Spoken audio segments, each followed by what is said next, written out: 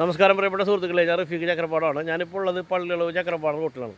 ഈ റോട്ടിലത്തെ ഒരു വെള്ളം പൊട്ടി ഒളിച്ചിട്ടുള്ള അവസ്ഥയാണ് ഞാൻ ഈ കാണുന്നത്. കാരണം വലിയൊരു കുഴിയാണ് വന്നേക്കുന്നത്, വലിയൊരു കുഴി പോയത് നമ്മൾ മറ്റു വീഡിയോകളിലൊക്കെ കാണാറില്ലേ, പല സ്ഥലങ്ങളിലും ഈ റോഡ് പൊളിഞ്ഞ് ഈ കംപ്ലീറ്റ് തകർന്ന് പോകുന്നത്. ആ അവസ്ഥയിലേക്കാണ് ഇപ്പോൾ ഇത് കാണുന്നത്. അപ്പോൾ ഇത് എന്തായാലും എത്രയും പെട്ടെന്ന് ഇതിനൊരു തീരുമാനം എടുക്കുക. 2 ദിവസം കഴിഞ്ഞാൽ സ്കൂൾ തുറന്നു കഴിഞ്ഞാൽ കുറേ മക്കൾ ഇതിലേ പോകുന്നുണ്ട്. 10-200 മക്കൾ ഇതിലേ പള്ളികളും അതിലെ സ്കൂളിലേക്ക് പോകുന്നുണ്ട്.